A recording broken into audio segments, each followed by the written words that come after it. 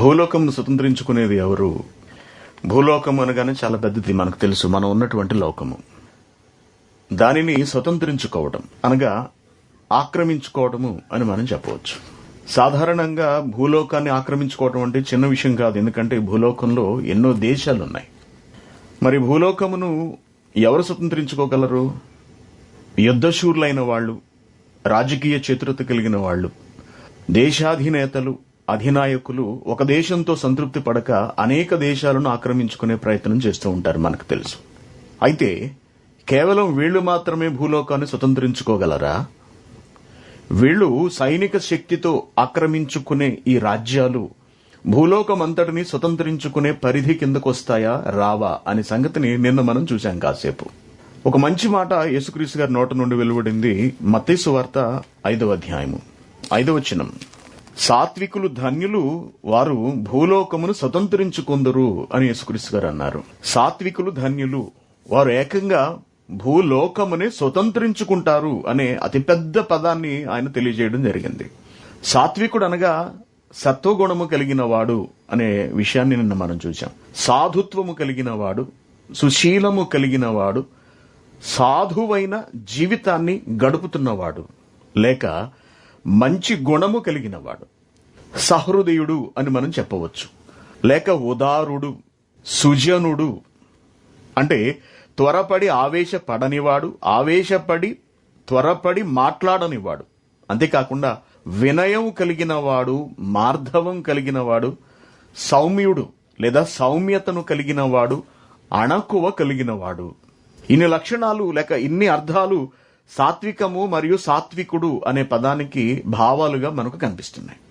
Very good. ఇప్పుడు యేసుక్రీస్తు గారు చెబుతున్న మాట ఏమిటంటే, సాత్వికులు ధన్యులు, వారు భూలోకమును స్వతంత్రించుకొందురు అంటున్నాడు. ఏమంటే ఇంత నెమ్మది గుణాన్ని కలిగిన వాడు కత్తి చేత బట్టి భూలోకాన్ని అంతటినీ స్వతంత్రించుకోగలడా? తన చతురతతో లేకపోతే తన శక్తియుక్తులతో, తన రాజకీయాలతో భూలోకమును స్వతంత్రించుకోగలడా? ఒక సౌమ్యుడికి, ఒక సాత్వికుడికి ఇంతటి శక్తి సామర్థ్యాలు ఉంటాయా అని మనం ఆలోచిస్తే, ఇక్కడ యేసుక్రీస్తు గారు మాట్లాడుతున్నది కత్తి పట్టుకున్నవాడు ధన్యుడు, వాడు భూలోకమును స్వతంత్రించుకుందుడు అనలేదు. అలాగే యుద్ధాలు చేస్తున్నవాడు ధన్యుడు, వాడు భూలోకమును స్వతంత్రించుకుంటాడు అనలేదు. సాత్వికులు ధన్యులు అన్నాడు, సాత్వికుడు ధన్యుడు అన్నాడు. సాత్వికులట ఏకంగా భూలోకమునే స్వతంత్రించుకుంటారు అనే మాటను ఆయన ప్రయోగించారు. ఈ స్వతంత్రించుకోవడం అనే పదం వెనుకున్నటువంటి అర్థం ఏమిటని మనం ఆలోచించినప్పుడు, సొంతం చేసుకోవడము లేదా ఒకరి అనుమతి లేకుండానే తనకు తానుగా ఏర్పడము అనే అర్థం వస్తుంది. ఇంకాస్త లోతుల్లోకి వెళ్లి మనం ఆలోచిస్తే, క్రీస్తు మాటలో ఉన్నటువంటి ఉద్దేశాన్ని మనం గమనిస్తే, సాత్వికులు ధన్యులు, వారు లోకములోని ప్రజల మనస్సులను గెలుచుకుంటారు అని అర్థం. లోకములోని ప్రజల మనస్సులు, భూలోకము అనగా భూభాగాలను ఆక్రమించుకుంటారు అని కాదండి యేసుక్రీస్తు గారు చెబుతున్నది. భూభాగాలలో నివసిస్తున్న మానవుల మనస్సులను వీరు తమంతట తాముగా అవతలి వారి అనుమతి లేకుండానే గెలుచుకుంటారు, ఆక్రమించుకుంటారు అని యేసుక్రీస్తు గారు తెలియజేస్తున్నారు. అందుకే ఆయన ఈ సాత్వికము అనే దాని గురించి చాలా స్పష్టమైన విషయాలు చాలా లోతుగా కూడా వివరించి, అసలు సాత్వికులు ఎలా ఉంటారు అన్న దాని గురించి చెబుతూ ఉదాహరణగా తన జీవితాన్నే మనందరి ముందు పెట్టాడు. మత్తయి సువార్త 11వ అధ్యాయము 29వ వచనంలో మనం చూశాం, నేను సాత్వికుడను, దీన మనస్సు కలిగిన వాడను అంటున్నాడు. నేను సాత్వికుడను అనగా నేను వినయము కలిగిన వాడను, మార్ధవము కలిగిన వాడను, సౌమ్యుడను, నేను సౌమ్యత కలిగిన వాడను, అణకువ కలిగిన వాడను, నేను కఠినంగా వ్యవహరించేవాడను కాను, దుర్మార్గముగా వ్యవహరించేవాడను కాను, ఆలోచించేవాడను కాను, నేను సాత్వికుడను. ఇప్పుడు సాత్వికుడైన యేసుక్రీస్తు గారు ఏం చేసి ఉండాలి? భూలోకమును స్వతంత్రించుకొని ఉండాలి. స్వతంత్రించుకోవడం అంటే కత్తి పట్టుకుని యుద్ధం చేయడం కాదు, హిట్లర్లా ప్రపంచ దేశాలన్నింటినీ ఆక్రమించుకోవాలనుకోవడం కాదు, లేకపోతే అలెగ్జాండర్లా ప్రపంచ దండయాత్ర చేయాలనుకోవడం కాదు, కానీ ప్రపంచంలోని ప్రజల హృదయాలను తన సాత్వికమైన ప్రవర్తన ద్వారా గెలుచుకోవాలి, నేను అలా గెలుచుకున్నవాడను అని యేసుక్రీస్తు గారు తెలియజేస్తున్నారు. ఇటువంటి సాత్వికుడు పాత నిబంధనలో కూడా మనకు ఒక భక్తుడు కనిపిస్తాడు. ఆయనే మోషే గారు. మోషే ఎంత సాత్వికుడో సాక్షాత్తు దేవుడే సాక్ష్యమిచ్చాడు. మోషే, నా ఇల్లంతటిలో నమ్మకమైన వాడు మోషే వంటి సాత్వికుడు అసలు ఈ భూమి మీద లేనే లేడు అని సాక్షాత్తు తండ్రి అయిన దేవుడే కితాబ్ ఇవ్వడాన్ని మనం చూస్తాం. కానీ వాస్తవంగా మోషే ప్రారంభపు జీవితంలోకి వెళ్ళేటప్పటికీ అంత సాత్వికుడేమీ కాదండి. చాలా కఠినమైన వాడు. తన సహోదరుణ్ణి అనగా ఇశ్రాయేలీయుడిని ఒక ఐగుప్తీయుడు కొడుతున్నందుకు కోపం వచ్చి ఆ ఐగుప్తీయుడినే చంపేసేటంతటి ఉద్రేకం కలిగిన వాడు మోషే. అటువంటి మోషే సాక్షాత్తు దేవునిచ్చే మిక్కిలి సాత్వికుడు, భూమి మీద ఉన్న వారందరిలో మిక్కిలి సాత్వికుడు అనే అంత గొప్ప బిరుదుని ఎలా పొందగలిగాడు తండ్రి అయిన దేవుని దగ్గర నుండి? తన ప్రవర్తనను మోషే మార్చుకున్నాడు చాలా జాగ్రత్తగా. తాను ఎక్కడ తప్పు చేశాడో ఆలోచించాడు. ఏ ప్రవర్తన వలన తాను ఐగుప్తు దేశం నుండి పారిపోయి రావలసి వచ్చిందో ఆలోచించుకున్నాడు. తన వాళ్ల బాగోగుల గురించి ఆలోచించవలసిన తాను ఎక్కడో ఒక మూల దాక్కుని బ్రతకవలసిన దుస్థితి ఎందుకు ఏర్పడిందో తెలుసుకున్నాడు. తన ప్రవర్తనలోనే తేడా ఉన్నదని గ్రహించాడు. అంతే, వెంటనే తన ప్రవర్తనను చక్కదిద్దుకోవడం మొదలుపెట్టాడు.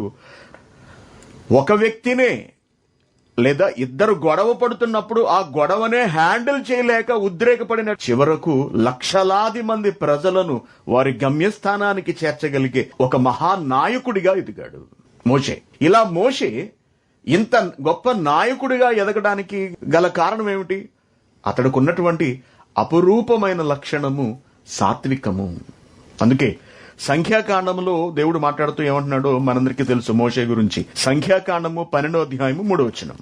మోషే భూమి మీదనున్న వారందరిలో మిక్కిలి సాత్వికుడు అంటున్నాడు. మోషే భూమి మీద ఉన్న వారందరిలో మిక్కిలి సాత్వికుడు అని దేవుడు కితాబిస్తున్నాడు. ఇక ప్రభువైన యేసుక్రీస్తు గారు ఆయన మాట్లాడడం కూడా మనం చూసాం. ఆయన ఏమన్నారు? నేను సాత్వికుడను అన్నారు. సాత్వికులైన ఇద్దరు మహాభక్తులు మనకు కనపడుతున్నారు. ఒకరు ప్రవక్తలలో గొప్పవాడు, మహానాయకుడైనటువంటి మోషే అయితే, రెండవ ఆయన సాక్షాత్తు దేవుని కుమారుడైనటువంటి యేసుక్రీస్తు గారు. ఆలోచించండి. యేసుక్రీస్తు గారి గురించి మాట్లాడుతూ క్రీస్తును భూమి మీదనున్న ఒక వ్యక్తితో పోల్చి చెప్పడం జరిగింది. అసలు క్రీస్తు ఆలోచన విధానాన్ని గాని, ఆయన ప్రవర్తనను గాని, ఆయన గొప్పతనాన్ని గాని భూమి మీద ఉన్న ఏ వ్యక్తితోనూ మనం సరిపోల్చలేము. అంతటి మహనీయుడైన, అంతటి మహనీయుడు భూమి మీద బ్రతికినటువంటి ఒక సాధారణ వ్యక్తితో పోల్చి చెప్పబడ్డాడు అంటే క్రీస్తుకు ముందు బ్రతికిన ఆ వ్యక్తి ఎంత గొప్పవాడై ఉండాలి అన్నది మనం ఇక్కడ అర్థం చేసుకోవాలి. అతడు ఎవరో కాదు, మోషే. మోషే దేవుడు మోషేతో మాట్లాడుతూ ఏమన్నాడంటే, నీ వంటి ఒక ప్రవక్తను నీ సహోదరులలో పుట్టిస్తాను అన్నాడు. మోషే వంటి ప్రవక్తను పుట్టిస్తాను అన్నాడు. ఎంత ఆశ్చర్యమో చూడండి. దేవుడు మన ముందు ప్రత్యక్షమై నీ వంటి ఒక వ్యక్తిని నేను పుట్టించబోతున్నాను అని చెప్పి అన్నాడు అనుకోండి. ఏమిటి ఆ వ్యక్తి? ఎవరింతకీ పుట్టబోయే వ్యక్తి? సాక్షాత్తు యేసుక్రీస్తు గారు. వాక్యమే పుట్టబోతోంది, వాక్యం నీలా ఉండబోతోంది అని దేవుడు చెబితే మనం అసలు ఏమైపోతామండి? ఏమిటి? సాక్షాత్తు వాక్యముతో నేను క్యారెక్టర్ విషయంలో సమానంగా ఉన్నానా? ఒక దేవుని కుమారుని పోలి నేనున్నానా? అంత గొప్పవాడనా నేను అని మనం అనుకుంటాం. ఏమండి, మోషేను దేవుని కుమారునితో పోలుస్తున్నాడు. దేవుని కుమారుడైన క్రీస్తును మోషేతో పోలుస్తున్నాడు అంటే ఎంత సాత్వికుడు కాకపోతే మోషే సాక్షాత్తు క్రీస్తుతోనే దేవుడు పోలుస్తాడు చెప్పండి. ఎందుకు చెబుతున్నాడు ఇలా? ఈ గొప్పదైన లక్షణం మనం సొంతం చేసుకోవాలి, మనం అలవరుచుకోవాలి. మనము కూడా సాత్వికులుగా ఈ భూమి మీద బ్రతకాలి, క్రీస్తు వలె మారాలి అని దేవుడు ఆశిస్తూ చెబుతున్నాడు. ఇవన్నీ కూడా మోషే జీవితం ఎలా గడిచిందో మనం చూసాం.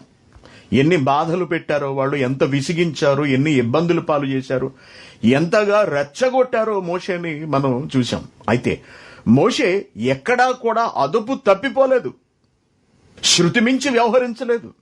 బహు స్వల్ప సందర్భాలలో మాత్రమే, అతి తక్కువ సందర్భాలలో మాత్రమే ఆయన 1-2 సార్లు కొద్దిగా తన పాత స్వభావానికి వెళ్ళాడు అనగా తొందరపడ్డాడు.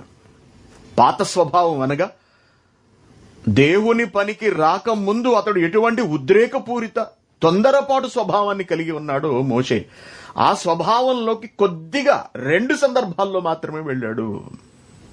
అంతకు మించి మోషేలో ఎక్కడా కూడా లోటుపాట్లు మనకు కానరావు. అంత గొప్పవాడు, సాత్వికుడు మోషే. తనను ఎంత విసిగించినా ఓర్చుకున్నాడు. బాధ పెడుతున్న వారి కొరకు తన ప్రాణాన్ని అడ్డువేసిన మహనీయుడు. ఇకపోతే ఆయనను పోలి ఉన్నటువంటి యేసుక్రీస్తు గారు ఆయనంతటి మహనీయుడో మనకు తెలుసు. క్రీస్తుని ఎన్నో విధాలుగా అవమానించారు.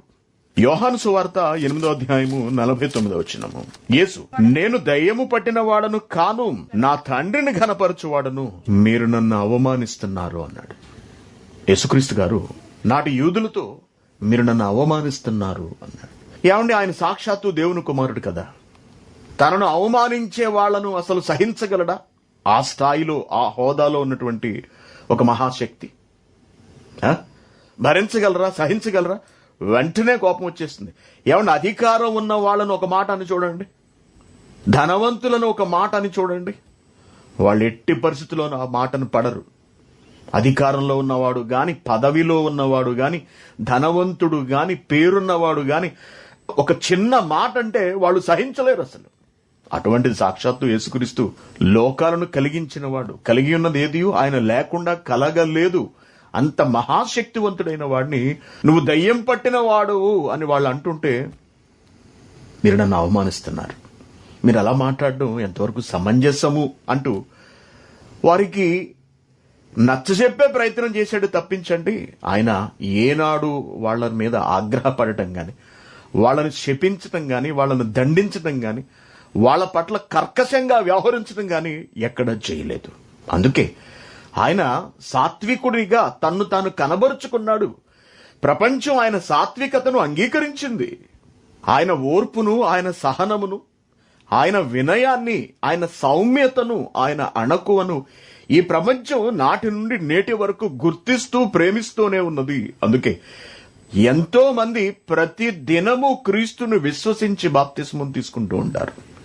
ప్రపంచవ్యాప్తంగా ప్రతి దినము వేల మంది క్రీస్తులో అడుగు పెడుతూ ఉంటారు. దానికి కారణం ఏమిటో తెలుసా అండి? ఆయన చూపించినటువంటి ఈ గొప్ప సాత్విక లక్షణము. కాబట్టి ఆయనను అవమానించారు. ఆయన దానిని నిర్లక్ష్య పెట్టాడే తప్పించి దానిని పట్టించుకోలేదు. మత్తయి సువార్త 26వ అధ్యాయము 67వ వచనం, యేసుక్రీస్తు గారిని పట్టుకున్నారు, ఆయన అరెస్ట్ చేశారు, తీసుకెళ్తున్నారు. అప్పుడు వారు ఆయన ముఖము మీద ఉమ్మివేసి ఆయనను గుద్దిరి ముఖం మీద ఉమ్మేశారటండి. ముఖం మీద ఉమ్మేస్తే ఎలా ఉంటుందండి? ఆనందంగా ఉంటుందా మనకి? ఎంత అవమానం, ఎంత బాధ అనిపిస్తుందండి. మనం తప్పు చేసి ఎవడన్నా మన మొహం మీద ఉమ్మేస్తేనే మనం సహించలేము, తట్టుకోలేము, కోపం వచ్చేస్తుంది మనకి. అటువంటిది ఏ తప్పు చేయని, ఏ పాపము చేయని ఒక మహనీయుడు ఉమ్మి వేయించుకున్నాడు. ఆయన సరే సహించాడటండి. ఉమ్మి వేసిరి ఆయనను గుద్దిరి అట, గుద్దారట. గుద్దడం, యేసుక్రీస్తు గారిని గుద్దడం. కొందరు ఆయనను అరచేతులతో కొట్టారట. ఇలాగా చరిచారన్నమాట ఆయన మీద. క్రీస్తు నిన్ను కొట్టిన వాడెవడో ప్రవచింపమని వేళాకోళం చేశారు. ఎవరిని? క్రీస్తుని. ఎంత కడుపు రగిలిపోతుందండి అసలు, ఎంత బాధ కలుగుతుందండి. పైగా ఎవరు ఏమైనా సామాన్యుడా? ఒక చోట చెబుతాడు, నేను నా తండ్రిని వేడుకొన లేననియు, నేను ఆయనను వేడుకుంటే 12 సేనా వ్యూహముల కంటే ఎక్కువైన దూతలను ఆయన పంపించలేడు అని గాని మీరు అనుకుంటున్నారా?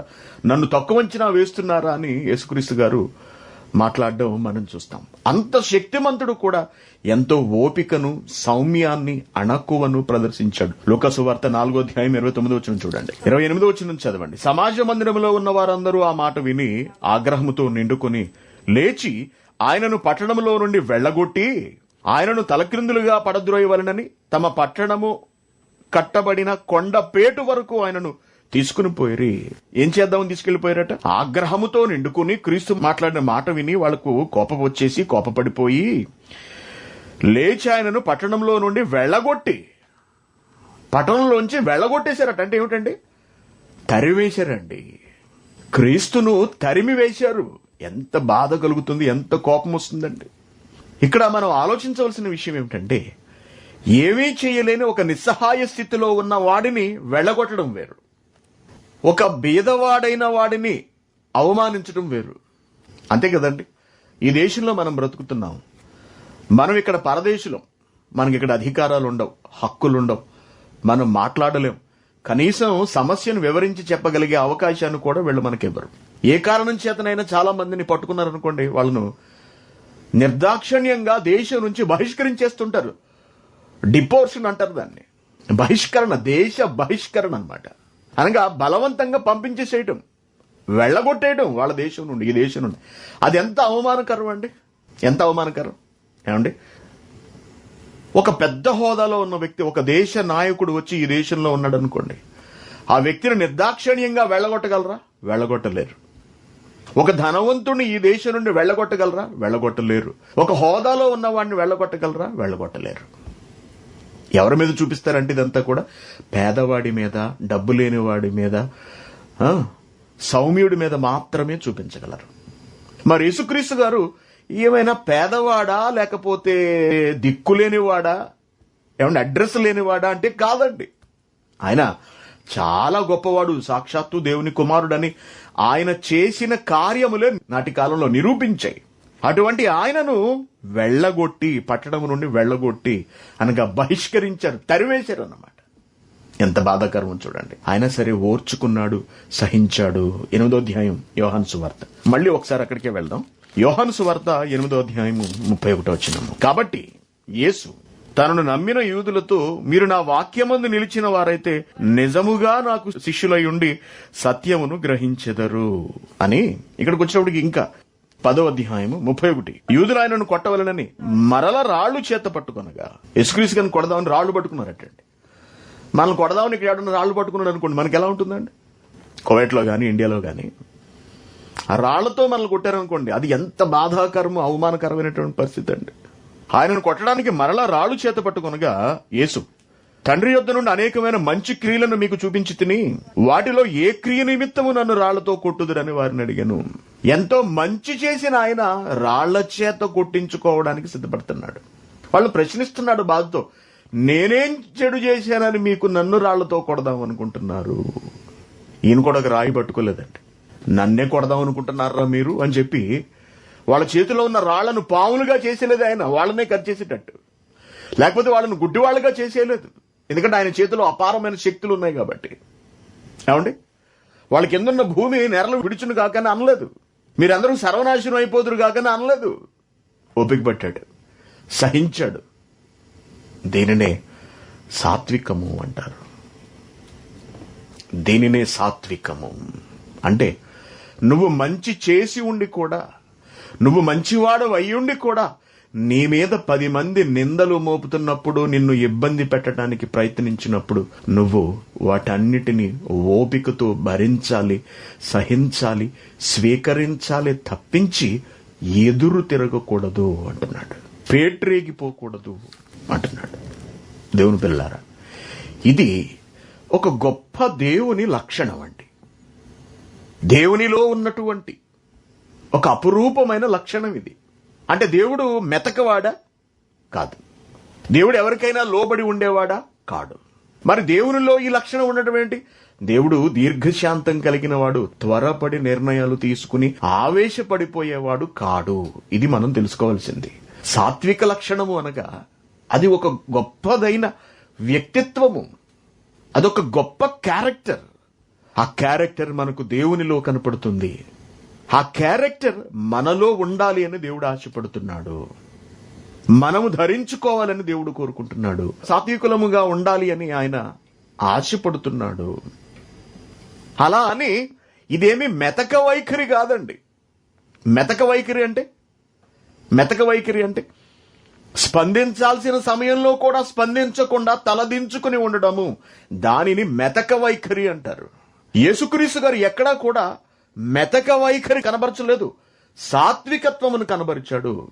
ఏమండి, తిరగబడవలసిన చోట తిరగబడ్డాడు, ఎదిరించవలసిన దానిని ఎదిరించాడు. ప్రతి విషయానికి తలదించలేదు, తలదించవలసిన విషయాలకు మాత్రము తలదించాడు. చూడండి, యేసుక్రీస్తు గారు సాతానుచే శోధింపబడ్డారు, మనకు తెలుసు. సాత్వికుడు కదా అని అక్కడ ఆయన సాతానుకు లొంగిపోలేదు, అవకాశం ఇవ్వలేదు. అక్కడ వారిని ఎదిరించాడు, దుష్టుని ఎదిరించాడు. పొరుగువాని విషయం దగ్గరికి వచ్చేటప్పటికి ఏమన్నాడు? పొరుగువాని విషయం దగ్గరికి వచ్చేటప్పటికి నీ కుడి చెంప మీద కొట్టువానికి నీ ఎడమ చెంప కూడా త్రిప్పుము అని సూచించిన యేసుక్రీస్తు గారే అపవాది దగ్గరకు వచ్చేటప్పటికి ఎదిరించాడు, ఎదిరించమని అందరికీ తెలియజేశాడు. చూసారండి ఎంత తేడా ఉందో. అనగా క్రీస్తు మెతక వైఖరి అవలంబించలేదు. మెతక వైఖరి. మరొక విషయం ఏమిటంటే అది ఆయన బలహీనత కూడా కాదు. బాగా గమనించండి, సాత్వికము బలహీనమైనటువంటి గుణం కాదు. అది గొప్ప బలమైనటువంటి ఒక అపూర్వమైనటువంటి లక్షణము. ఓపిక పట్టడం, సహించడం, క్లిష్ట పరిస్థితుల్లో సహితము నిగ్రహాన్ని, సంయమనాన్ని పాటించడం గొప్ప శక్తివంతుడి లక్షణం అండి. అది బలం, అది బలహీనత కాదు. బాగా గమనించండి. ఎంత రెచ్చగొట్టినా రెచ్చిపోకుండా ఉండడము, కోపించకుండా ఉండడము, నెమ్మదిని కనబరచటం అనేది బలవంతుడు మాత్రమే చూపించగలడు. బలహీనుడు చాలా త్వరగా స్పందిస్తాడు. బలహీనుడు చాలా త్వరగా తిరగబడిపోతాడు, స్పందిస్తాడు, ఒక మాట అనేసేస్తాడు, అనేసి తనలోని అక్కసునంతటిని తీర్చుకుంటాడు. బలవంతుడైన వాడు ఓపిక పడతాడు, సహిస్తాడు. అది బలమునకు నిదర్శనమే తప్పించి సాత్వికత బలహీనతకు నిదర్శనం కాదు. తెలుసుకోండి. తొందరపడిపోయేది ఎవరు? బలహీనులు. స్త్రీని దేంతో పోల్చాడు? స్త్రీ గురించి చెబుతూ దేవుడు ఏమన్నాడండి? మిక్కిలి బలహీనమైన ఘటము స్త్రీ అన్నాడు. మిక్కిలి బలహీనము అంటే ఏమిటి? దాని అర్థము తొందరపడిపోతుంది ప్రతి విషయానికి. ఓపిక ఉండదు, సహనం ఉండదు, సాత్వికత ఉండదు. తొందరపడి మాట విసురుతుంది, మాట విడిచిపెడుతుంది, కోపాన్ని ప్రదర్శిస్తుంది, అనవసరంగా కేకలేసేయటం, అనవసరంగా ఏడు చేయటం, మూతి బిడాయించు కూర్చోవడం, ఎవరితోనూ మాట్లాడకపోవడం, మెంటల్ వచ్చినట్టుగా వ్యవహరించడం. ఇదంతా ఏంటనుకుంటున్నారు? బలహీనతకు చిహ్నాలు అన్నమాట ఇవన్నీ కూడా. బలహీనతకు చిహ్నాలు. బలవంతులు ఏం చేస్తారు? ఎంత కోపం వచ్చినా తమాయించుకుంటారు, ఎంత విసుగు కలిగినా విసిగించినా ఓపిక పడతారు. ఎదటివాడు ఎంత ఇబ్బంది పెడుతున్నా స్వీకరిస్తూ అవతలి వారి గురించి ఆలోచిస్తూనే ఉంటారు, వాళ్ళు ఏమవుతారా అని. అది బలవంతుడి లక్షణం. బయట పడిపోవడం, తొందర పడిపోవడం బలహీనుల లక్షణం. ఆడవాళ్ళని ఏదో అంటున్నానని దయచేసి నా వైపు కోపంగా చూడకండి ఎవరు. ఓకేనా? నేను స్త్రీలను ఏమీ అనట్లేదండి. ఇప్పుడు అక్కడ వచనం ఉందా అండి లేదా? ఏమంటే ఏముంది చూడండి. పేతురు మొదటి పత్రిక 3వ అధ్యాయము 7వ వచనం. అటువలే పురుషులారా, జీవమను కృపావరములో మీ భార్యలు మీతో పాలివారై ఉన్నారని ఎరిగి ఎక్కువ బలహీనమైన ఘటము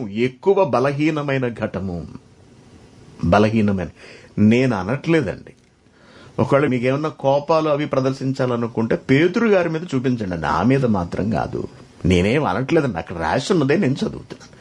మీరు పేతురు గారు మీరు చూసుకోండి, మీరు చూసుకోండి, నాకు సంబంధం లేదు. ఓకేనా? అంటే ఎక్కువ బలహీనం అంటే ఏమిటో నేను అది వివరిస్తున్నాను అంతే. ఎలా ఉంటుంది ఈ బలహీనత, ఎలా ప్రదర్శిస్తారు వీళ్ళన్నది నేను చెబుతున్నాను అంతే. ఆ మాట రాసింది మాత్రం పేతురు గారు, నాకు సంబంధం లేదు, ఆయనతో మాట్లాడుకోండి. ఓకేనా? Very good. కాబట్టి బలహీనులు మాత్రమే త్వరపడతారు. సాత్వికులు ఓపిక పడతారు. బలహీనులు త్వరపడితే సాత్వికులు ఓపిక పడతారు. ఆ ఓపికకున్నటువంటి మరొక పేరే సాత్వికము అని చెబుతున్నాడు. కాబట్టి దేవుని పిల్లారా, అవసరమైనప్పుడు యేసుక్రీస్తు గారు తిరగబడ్డారు, గట్టిగా మాట్లాడాడు. బోధకులు కనపడితే తోలు తీసేశాడంతే యేసుక్రీస్తు గారు పట్టుకుని. ధర్మశాస్త్రోపదేశకులు ఎక్కడైనా ఆయన కంట్లో పడి తప్పుగా మాట్లాడినట్టు కనిపించారా? విడిచిపెట్టలేదు ఎవరిని కూడా, మనకు తెలుసు.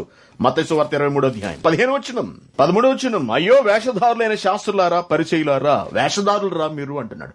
అదేంటి సాత్వికుడైన వాడు ఎలా మాట్లాడుతున్నాడండి యేసుక్రీస్తు గారు? ఏమండి, మోషే గారిని మించిన సాత్వికతను కనబరచవలసినటువంటి యేసుక్రీస్తు గారు ధర్మశాస్త్రోపదేశకులను, యాజకులను ఎందుకెలా దుయ్యబడుతున్నారు, ఎందుకు వారి విషయంలో ఆగ్రహాన్ని వ్యక్తం చేస్తున్నారు అంటే అక్కడ ఆగ్రహాన్ని చూపించవలసిన అవసరం ఉన్నది. వాళ్లను దండించినంత మాత్రము చేత ఆయన సాత్వికుడు కాకుండా పోడు.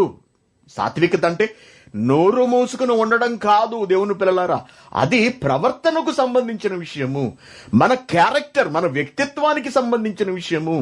మంచిని మంచిగా చూపించడము, మంచిగా చెప్పడము, చెడును చెడుగా చూపించడము, చెడును ఖండించడము సాత్వికతకు ఉన్నటువంటి గొప్ప లక్షణం. అందుకే సత్యాన్ని దారి మళ్లించిన వీళ్ళ గురించి మాట్లాడుతూ 15వ వచనంలో, అయ్యో వేషధారులైన శాస్త్రులారా, పరిసయ్యులారా, ఒకరిని మీ మతంలో కలుపుకొనుటకు మీరు ఎంత కష్టమన్నా పడతారు, తీరా వాడు వచ్చిన తర్వాత మీకంటే రెండింత నరకపాత్రునిగా వాడిని మీరు తయారు చేస్తారు అంటున్నాడు. 16వ వచనం, అయ్యో అంధులైన మార్గదర్శకులారా. ముందు వేషధారులైన శాస్త్రులారా, పరిచయులారా అన్నాడు. అంతకు ముందు కూడా వేషధారులైన శాస్త్రులారా, పరిచయులారా అంటున్నాడు. ఇక్కడికి వచ్చినప్పటికీ అంధులైన మార్గదర్శకులారా అంటున్నాడు. మళ్ళీ 23వ వచనంలో వేషధారులైన శాస్త్రులారా, పరిచయులారా అంటున్నాడు. వాళ్ళ చెడుతనాన్ని ఎండగడుతున్నాడు యేసుక్రీస్తు గారు. మరి మిక్కిలి సాత్వికుడు కదా, రాళ్లు పట్టుకుంటేనే ఆయన ఏమీ అనలేదు ఆయన కొట్టడానికి. కొండపేట నుంచి తోసేద్దామని ప్రయత్నించినప్పుడు కూడా ఆయన ఏమీ స్పందించలేదు, వాళ్ళ మీద తిరగబడలేదు. నెమ్మదిగానే అక్కడి నుంచి ఆయన తప్పించుకుని వెళ్లిపోయారు. ఉమ్ము వేసినా, చేతులతో గుద్దినా ఆయన ఏమీ మాట్లాడలేదు, సహించారు, భరించారు. మరి అంత సాత్వికుడు ఇక్కడ ఎందుకు ఇలాగా తిరగబడి గట్టిగా ఘాటుగా మాట్లాడుతున్నాడు అంటే, ఇక్కడ మాట్లాడవలసిన అవసరం ఉంది. సత్యాన్ని ఖండితంగా చెప్పవలసిన చోట చెప్పాలి. ఇతరుల విషయంలో ప్రవర్తనకు సంబంధించి మనలోని మార్ధవాన్ని, వినయాన్ని కనబరచగలగాలి. దుర్బోధను ఖండించే విషయంలో కఠినంగా ఉండాలి, కఠినంగా మాట్లాడాలి. దుర్బోధను ఖండించే విషయంలో, అంతేగాని ఎదటివాడి మీద పెత్తనాలు చెలాయించడానికి కాదు మనం చూపించవలసింది. యేసుక్రీస్తు గారు దుర్బోధను ఖండించారు, దుర్బోధకులను ఖండించారు. ఎదుటి వారితో అనగా విశ్వాసులతో గాని, లేక తాను నెరవేర్చవలసిన పనిని నెరవేర్చే విషయంలో గాని సాత్వికతను కనబరిచారు. చాలా తేడా ఇక్కడ కనపడుతుంది, మీరు గమనించండి. కాబట్టి సాత్వికత బలహీనత కాదు, అదొక బలము, అదొక మహాబలము. ఓర్పు ఉంటుంది దానిలో, సహనం ఉంటుంది దానిలో, క్షమ ఉంటుంది దానిలో. అట్ ద సేమ్ టైం దుర్బోధ విషయంలో ఖండించటం కూడా ఉంటుంది. ఖండించి గద్దించి బుద్ధి చెప్పినంత మాత్రం చేత అతడు సాత్వికుడు కాకుండా పోడు. మీరందరూ సాత్వికముతో వ్యవహరించాలి అని చెబుతున్నటువంటి బైబిలే, నేర్పిస్తున్నటువంటి బైబిలే దుర్బోధల దగ్గరికి వెళ్ళేటప్పటికి ఏం మాట్లాడుతుందో చూడండి. తిమోతికి రాసిన 2వ పత్రిక 4వ అధ్యాయము 1వ వచనం, దేవుని ఎదుటను సజీవులకును మృతులకును తీర్పు తీర్చు క్రీస్తు యేసు ఎదుటను ఆయన ప్రత్యక్షతతోడు ఆయన రాజ్యముతోడు నేను ఆనబెట్టి చెప్పున్నదేమనగా, వాక్యాన్ని ప్రకటించు. ఎలా ప్రకటిస్తావు? సాత్వికముతో ప్రకటించు. సమయమందును అసమయమందును సాత్వికముతో ప్రయాసపడు అంటున్నాడు. చూసారా అండి, వాక్యం చెప్పడానికి నీలో ఉన్న గొప్ప లక్షణాన్ని ఉపయోగించు. అది ఎంత శ్రమతో కూడుకున్నదైనా సరే దాని కొరకు సాత్వికముతో ప్రయాసపడు. అంటే ఇప్పుడేమిటి అని అనకు, ఈ టైంలోనా అని అనొద్దు, ఈ రోజా అని అనొద్దు. వాక్యం చెప్పడం కొరకు ఎంత ప్రయాసైనా పడు అంటున్నాడు. సంపూర్ణమైన దీర్ఘశాంతము, అదే సాత్వికమునకు ఉన్నటువంటి మరొక రూపము. సంపూర్ణమైన దీర్ఘశాంతముతో ఉపదేశించుచు, అట్ ద సేమ్ టైం వెంటనే ఖండించు. వాక్యంలో తప్పుంటే, ప్రవర్తనలో తప్పుంటే ఖండించు. ఎదటివాడు తప్పు ప్రవర్తనలోనికి వెళ్ళినా నీ సాత్వికత్వాన్ని బట్టి వాడిని విడిచిపెట్టేయకు. వాడిని సన్మార్గంలోనికి తీసుకురావటం కొరకు వాడిని గద్దించు అంటున్నాడు. వాడు తప్పుదారిలోనికి వెళుతున్నప్పుడు నువ్వు సాత్వికుడవు కదా, నీ నోట్లో నాలుక లేదు, ఎవడెట్టా పోతే నాకేంటి అని ఊరుకోకుండా వాడు చేస్తున్న తప్పుని ఖండించు, గద్దించు, బుద్ధి చెప్పు.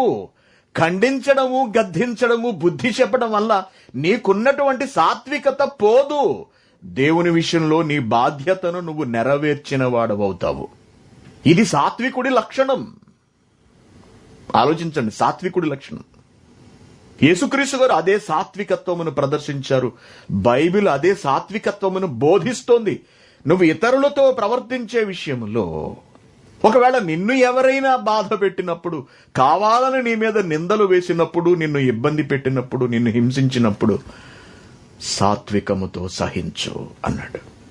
సాత్వికముతో సహించు. ఎవని ప్రవర్తన అయినా బాగోనప్పుడు, వాక్యానుసారంగా లేనప్పుడు అతని ప్రవర్తనను ఖండించు, సాత్వికముతోనే గద్దించు. ద్వేష బుద్ధితో కాదు, సాత్వికముతో గద్దించు. బుద్ధి చెప్పు, వాడు మారకపోతే బుద్ధి చెప్పినంత మాత్రము చేత నువ్వు సాత్వికుడువు కాకపోవు అంటున్నాడు దేవుడు. నువ్వు సాత్వికుడివే అవుతావు అంటున్నాడు.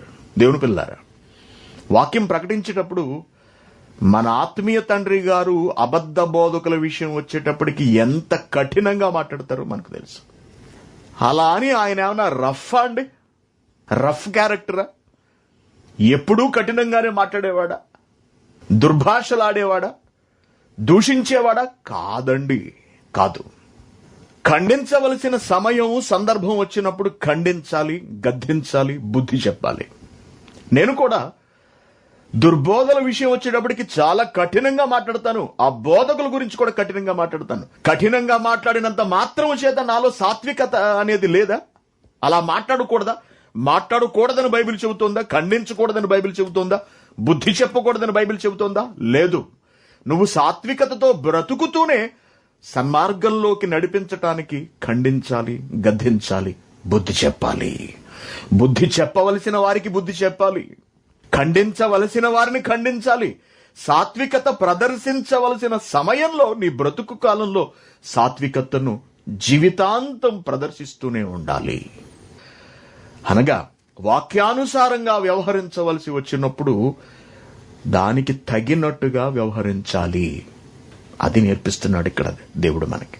కాబట్టి సాత్వికతను కలిగి ఉండటం అదేమీ మెతక లక్షణం కాదు. మెతకగా ఉండకూడదండి, మెతకగా ఉండకూడదు. అందరి పట్ల ప్రేమతో ఉండాలి, సాత్వికతతో ఉండాలి. అట్ ద సేమ్ టైం ఖండించవలసిన చోట ఖండించాలి. నేనున్నానండి, సంఘంలో వారు అందరితోనూ నేను ప్రేమగా ఉంటాను, అందరితో ఆప్యాయంగా మాట్లాడతాను, అందరూ నా వాళ్ళు అనుకుంటాను. కానీ ఖండించవలసిన సందర్భం వచ్చినప్పుడు, కఠినంగా ఉండాల్సిన సందర్భం వచ్చినప్పుడు నాకంటే కఠినంగా మరొకరు ఉండరు. అంత కఠినంగా వ్యవహరిస్తాను నేను. ఒక నిర్ణయం తీసుకోవాల్సిన చోటున గాని, తీసుకున్న చోటున గాని, అది సంఘానికి మేలు చేసేది అని అనుకున్నప్పుడు ఎవరి అభిప్రాయాలను నేను పరిగణలోనికి తీసుకోను, వారి ఆలోచనలను చెల్లుబాటు కానివ్వను. సంఘ క్షేమాన్నే నేను చూస్తాను, సంఘ అభివృద్ధినే నేను చూస్తాను తప్పించి వ్యక్తిగతమైన ఆలోచనలకు అవకాశం ఇవ్వను, ఎవరి ఆలోచనలకు కూడా. అలాని ఎవరినైతే ఖండించానో, వాక్యానుసారంగా ఎవరికైతే బుద్ధి చెప్పానో, నేను వాళ్ళని శత్రువులుగా భావించుకుంటానా? లేదు, లేదు. ఎవరూ నాకు శత్రువులు కాదు. నేను అందరినీ ప్రేమిస్తూనే ఉంటాను. కానీ నా ప్రేమను దుర్వినియోగం చేసుకుని, వాళ్ళు నన్ను శత్రువులుగా భావించుకుని అనేకులను నాకు శత్రువులుగా తయారు చేసి పెడుతూ, అనగా వాళ్ళు నన్ను శత్రువులు అనుకునేటట్టుగా వాళ్ళని తయారు చేస్తూ తమ పబ్బం గడుపుకుంటున్నారు. అది కపట బుద్ధి, అది మోస బుద్ధి. వాళ్ళు దేవుని ఎదుట నిలువలేరు, దేవునికి సమాధానం చెప్పుకోలేరు. నేను సంఘంలో ఎంత కఠినంగా వ్యవహరించినా అది వ్యవహరించవలసి వచ్చినప్పుడు మాత్రమే ఉంటుంది. మీరు గమనించండి, నేనెంతగా ప్రేమిస్తానో ప్రతి ఒక్కరిని నా ప్రేమను రుచి చూసిన వాళ్లకు తెలుస్తుంది. కాబట్టి ప్రేమైన దేవుని పిల్లారా, సాత్వికత మనలో ఉండాలి. అది మెతక వైఖరి కాదు, అదేమి బలహీనత కాదు, అది బహుబలము. అది బహుబలము అంటున్నాడు, బహుబలము. ఇంకా ఏమంటున్నాడు? తిమోతికి రాసిన మొదటి పత్రిక 3వ అధ్యాయము 3వ వచనము. పెద్దగా ఉండవలసిన వాడు కలిగి ఉండవలసినటువంటి లక్షణం ఏంటో చెప్తున్నాడు చూడండి. అధ్యక్షుడగు వాడు నిందారహితుడు, ఏకపత్ని పురుషుడు, మితానుభవుడు, స్వస్థ బుద్ధి గలవాడును, మర్యాదస్తుడును, అతిథి ప్రియుడును, బోధింపదగిన వాడునై ఉండి మద్యపానియు, కొట్టువాడు కాక సాత్వికుడును,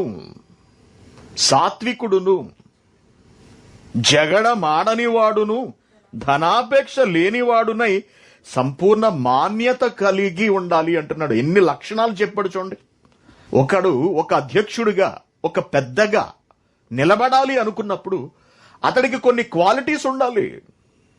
అవి వాక్యానుసారమైనటువంటి లక్షణాలై ఉండాలి. ఏం చెబుతున్నాడు? నిందారహితుడు, ఏకపత్ని పురుషుడు, మితానుభవుడు, స్వస్థ బుద్ధి గలవాడనగా ఇంద్రియ నిగ్రహం కలిగిన వాడు, మర్యాదస్తుడు, అతిథి ప్రియుడు, బోధింప తగినవాడునై ఉండి మద్యపానియు, ఇతరులను కొట్టువాడును కాక సాత్వికుడు మరియు జగడమాడని వాడు అన్నాడు చూడండి. కళ్ళు మూసుకు లేచిపోతున్నాం అనుకోండి మనం ఎదుటివాడి మీదకి. కళ్ళు మూసుకుని పీటరేగిపోతున్నాం, రెచ్చిపోతున్నాం. ఎందుకంటే నోరుంది కదా అని ఎగిరిపోతుంటారు చాలా మంది. అది నీ బలహీనత, అది బలము కాదు. మరొక వచనం చూద్దాం. తీతుకు రాసిన పత్రిక 3వ అధ్యాయము. తీతుకు రాసిన పత్రిక 3వ అధ్యాయము మొదటి నుంచి చూడండి. అధిపతులకును అధికారులకును లోబడి విధేయులుగా ఉండవలననియు ప్రతి సత్కార్యము చేయుటకు సిద్ధపడవలననియు మనుషులందరి ఎడల సంపూర్ణమైన సాత్వికమును కనబరుచుచు అంటున్నాడు.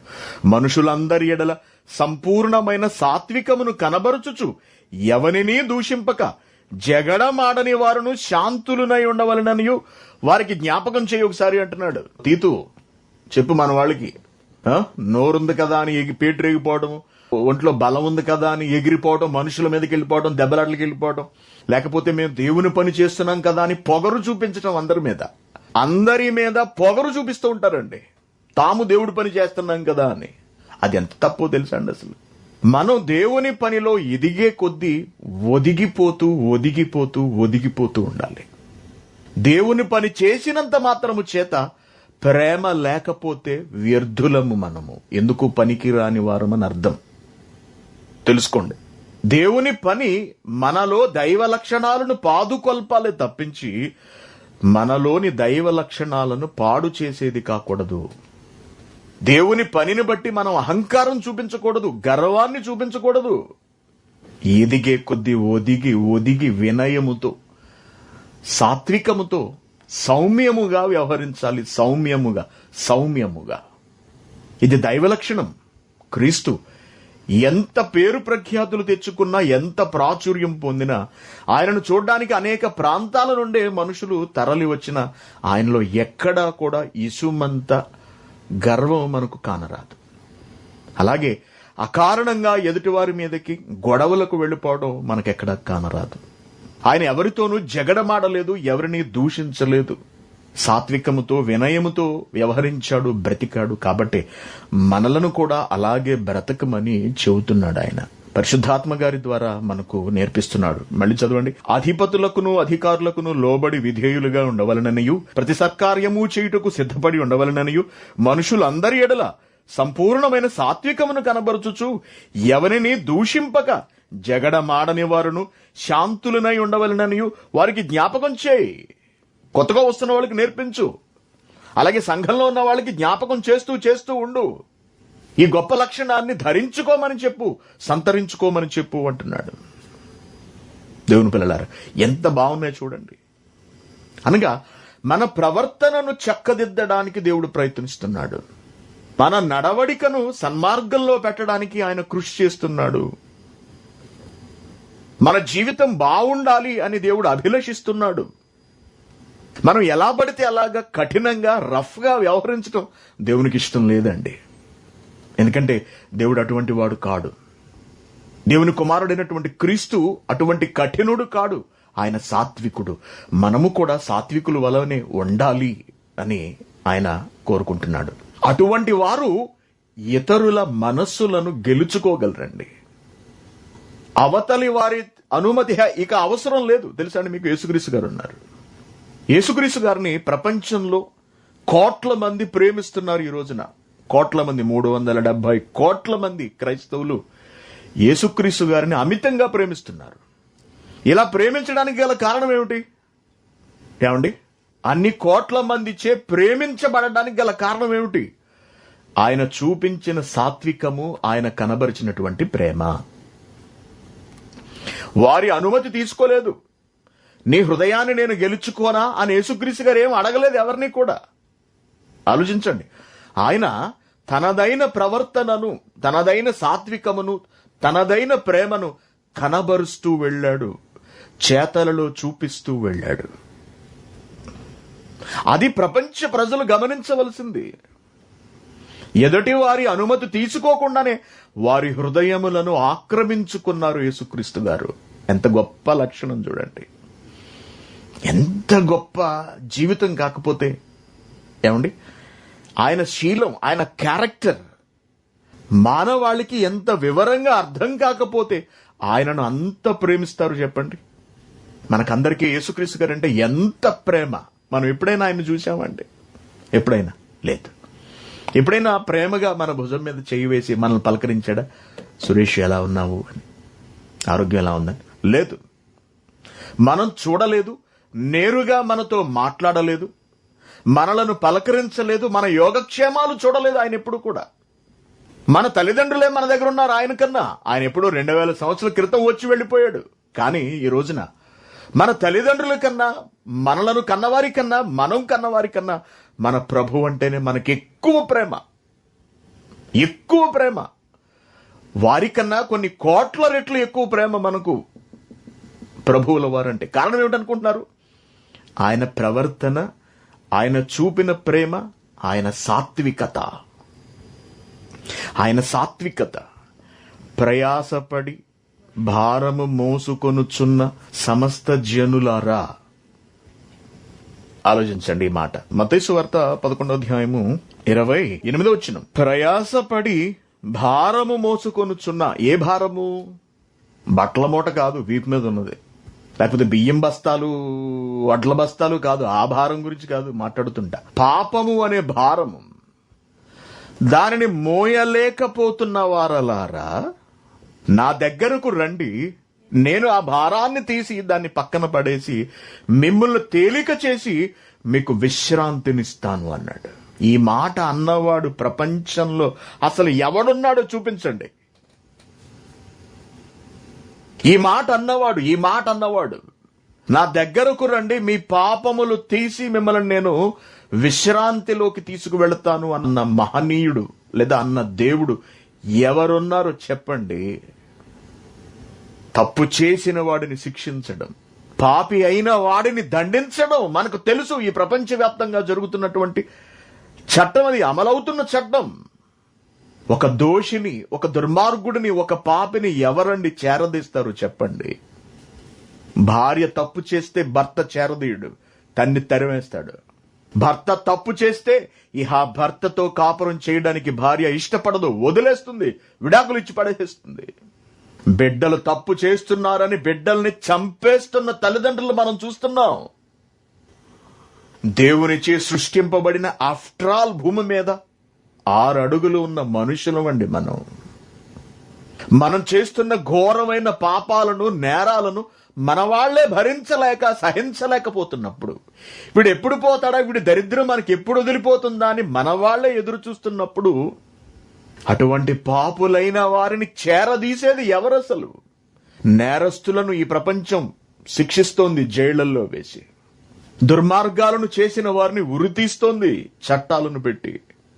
పాపాలు చేస్తున్న వారిని గ్రామాలలో నుండి, సంఘాలలో నుండి వెలివేస్తారు, మనకు తెలుసు. కానీ ఆదరించి, చేరదీసి, ఆహ్వానించి వారికి కలిగినటువంటి ఆ భారాన్ని తీసివేయగలిగేది ఎవరు అసలు ఈ ప్రపంచంలో? ఈ మాట అన్నది ఎవరు చెప్పండి? ఒకే ఒక్కడు, ఆయనే యేసుక్రీస్తు గారు. అందుకే ఆయనంటే మనకు అంత ప్రేమ. మన సాటి దుర్మార్గుడు మన పట్ల జాలి చూపించాడంటే ఒక అర్థం ఉంది. మన వంటి మరొక పాపి మన మీద కాస్త సానుభూతిని కుమ్మరించాడు అంటే ఒక అర్థం ఉంది. అంతే కదండి? మనం ఒక తప్పు చేసినప్పుడు ఎదుటివాడు కూడా అదే తప్పు చేస్తే వాడి పరిస్థితిని మనం అంచనా వేసుకుని వాడిని చేరదీయగలం. కానీ ఒక నీతిమంతుడైన వాడు ఒక పాపిని ఎలా చేరదీయగలడు చెప్పండి అసలు? అలా ఎవరు చేరదీశారు ఇంతవరకు ప్రపంచంలో? ఎవ్వరూ చేరదీయలేకపోయారు. కారణం, ఆ మనసు దేవునికి తప్ప మరెవరికి ఉండదు. అందుకే సాక్షాత్తు యేసుక్రీస్తు గారు ఈ లోకానికి వచ్చి ఆ గొప్పదైన ప్రేమను మానవాళి మీద కుమ్మరించాడు. కాబట్టే క్రీస్తును మనం చూడకపోయినా, ఆయన మాటలు నేరుగా మనం వినకపోయినా, మన తల్లిదండ్రుల వలె ఆయన మన దగ్గర లేకపోయినా, మన కన్న బిడ్డల వలె ఆయన మనతో కలిసి తిరగకపోయినా, ఆయనంటే మనకు వల్లమాలిన ప్రేమ. అంత ప్రేమ అసలు ఎవరి మీద మనం చూపించలేము. 1, 2 రోజులు, 3 రోజులు మీ బిడ్డలతో అయినా మాట్లాడకుండా మీరుండగలరేమో, కానీ ప్రభువును తలుచుకోకుండా, ప్రార్థన చెయ్యకుండా మాత్రం ఉండలేం మనం క్రీస్తు పేరిట. అది జరగని పని, అది అసంభవం. క్రీస్తును పంపిన తండ్రిని, దేవుణ్ణి తలుచుకోకుండా, ఆయన గురించి మాట్లాడుకోకుండా, ఆయన వ్రాయించిన మాటలు చదవకుండా ప్రపంచంలో క్రైస్తవులు ఉండలేరు. వారి భక్తి ఎలా అన్నా ఉండనివ్వండి, దాన్ని తీసి పక్కన పెట్టండి కాసేపు. కానీ దేవుడు అనే భావన, కాన్సెప్ట్ లేకుండా బ్రతకలేరు క్రైస్తవులు. క్రీస్తు లేకుండా, క్రీస్తు అనే భావన లేకుండా అసలు క్రైస్తవుడు జీవించలేడు. ఎక్కడి నుంచి వచ్చింది ఇంత భక్తి, ఇంత ప్రేమ? క్రీస్తు నడవడిక, క్రీస్తు చూపించినటువంటి ప్రేమతత్వము, క్రీస్తు చూపించిన సాత్వికము, ఆయన చూపించినటువంటి సాత్వికం, ప్రతి ఒక్కరి పట్ల ఆయన కనబరిచినటువంటి నెమ్మది అయినటువంటి ప్రవర్తన, సహృదయము, సుశీలము, ఏమంటే ఎన్ని చెప్పండి, సాధువైన, సౌమ్యత కలిగిన, అణకువైనటువంటి ఆ గొప్ప లక్షణాలనే ఈ రోజున ప్రపంచంలో ఆయనను మహనీయుడిగా నిలబెట్టాయి. అలా అని దండించవలసిన సమయంలో కూడా ఆయన దండించకుండా మెతక వైఖరిని అవలంబించాడా? లేదు. దండించవలసి వచ్చినప్పుడు ఖండితంగా, కఠినంగా మాట్లాడాడు, గద్దించాడు, బుద్ధి చెప్పాడు. ఎంత మంచి స్వభావం, ఎంత మంచి క్యారెక్టర్ అండి. ఈ క్యారెక్టర్ను మనం ధరించుకోవాలి అని దేవుడు కోరుకుంటూ ఎన్ని మాటలు రాయించాడు, ఎన్ని మాటలు. చూడండి, ఇంకా తిమోతికి రాసిన మొదటి పత్రిక 6వ అధ్యాయము 11వ వచనంలో చాలా కీలకమైన మాట ఉంటుందండి. తీశారు కదా, దైవజనుడా, నీవైతే వీటిని విసర్జించి, వీటిని పైన చెప్పుకుంటూ వెళ్ళాడు, ధనాపేక్షను, ఈ లోక సంబంధమైనటువంటి ఆశలను, కోరికలను విసర్జించి నీతిని, భక్తిని, విశ్వాసమును, ప్రేమను, ఓర్పును అని సాత్వికమును సంపాదించుకొనుటకు ప్రయాసపడుము అన్నాడు. చూడండి, ప్రయాసపడుము అంటున్నాడు.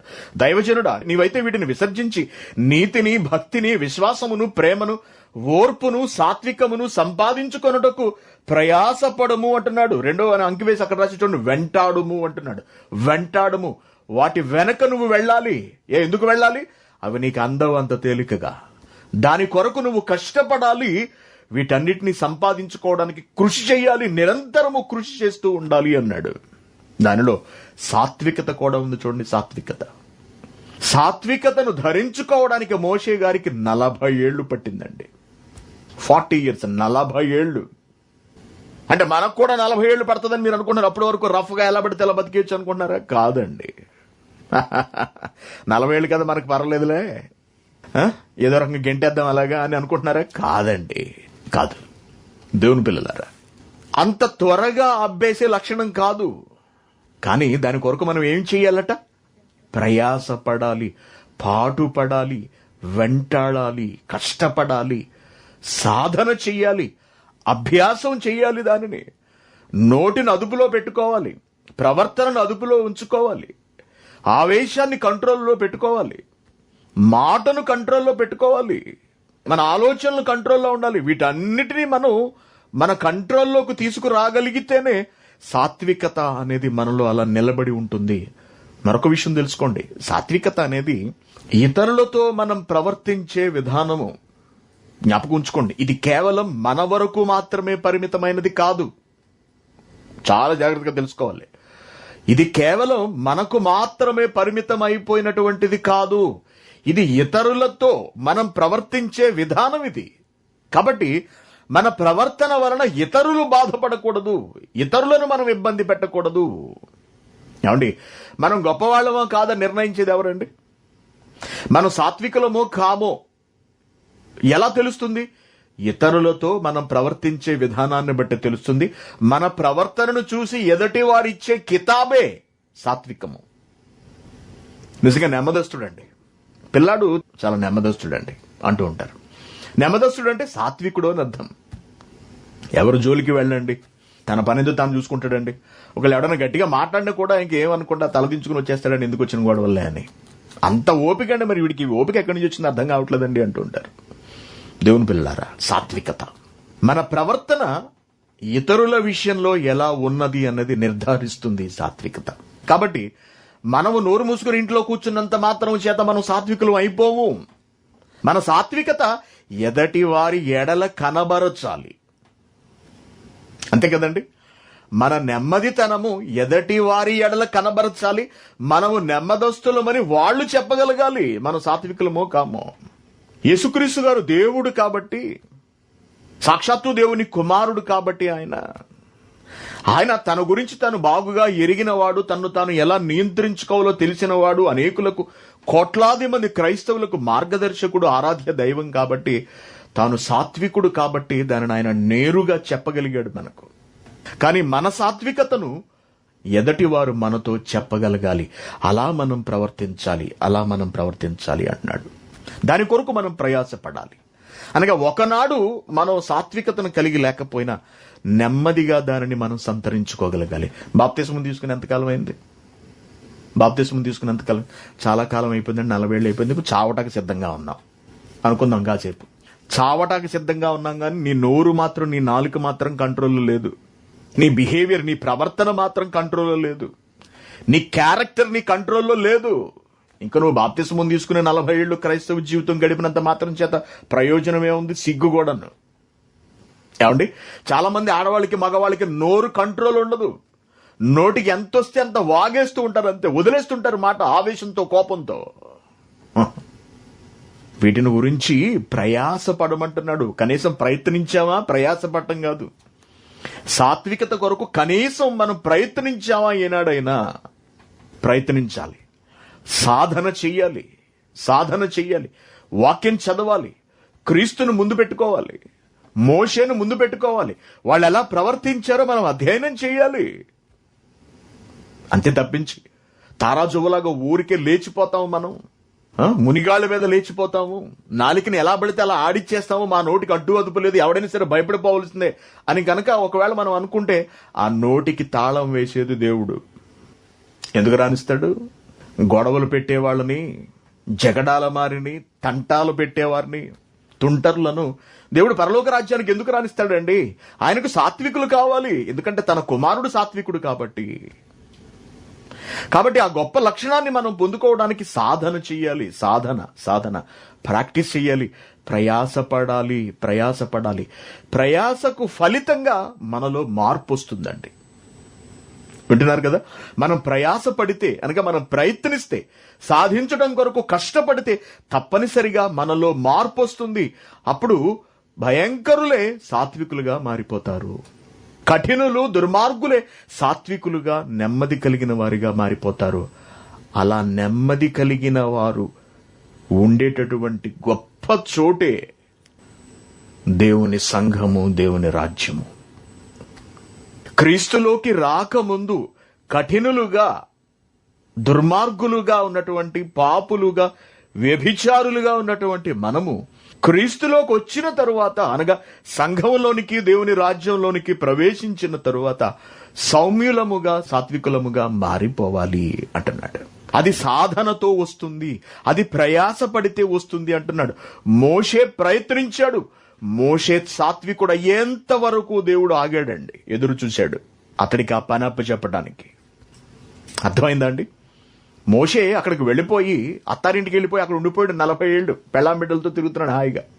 అతడు తిరిగి ఐగుప్తు దేశం వెళ్ళడానికి చాలా టైం పట్టింది. ఎందుకు ఇంత టైం పట్టింది?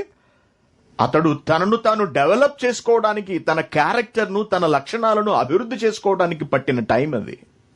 ఒకనాడు ఒక వ్యక్తిని చంపిన హంతకుడిగా కనపడిన మోషే తదనంతర కాలంలో ఎలా మారిపోయాడండి? సౌమ్యుడిగా, సాత్వికుడిగా మారిపోయాడు. అనగా సింహం ఎలా మారిపోయింది? సింహం కాస్త ఎలా మారిపోయిందండి? ఒక సాధు జంతువు, ఒక గొర్రెగా మారిపోయింది. యెషయా గ్రంథము 11వ అధ్యాయము 6 నుండి.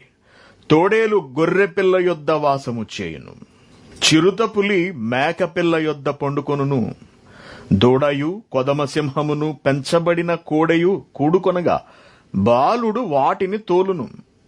ఇక్కడ 2 లక్షణాలు చెబుతున్నాడు చూడండి. తోడేలు గొర్రెపిల్ల యొద్ద నివాసము చేయును. గొర్రెపిల్లను చూస్తే తోడేలు అసలు వదులుతుందండి. చిరుతపులి మేకపిల్ల యొద్ద పండుకొనును, అంటే 2 హ్యాపీగా పడుకొని కబుర్లు చెప్పుకుంటుంటాయట. దూడయు కొదమ సింహమును పెంచబడిన కోడెయు కూడుకొనగా, అనగా మీటింగ్ పెట్టుకోగా, లేకపోతే కలిసి నడుస్తుండగా బాలుడు వాటిని తోలును అంటున్నాడు. బాలుడు వాటిని తోలును.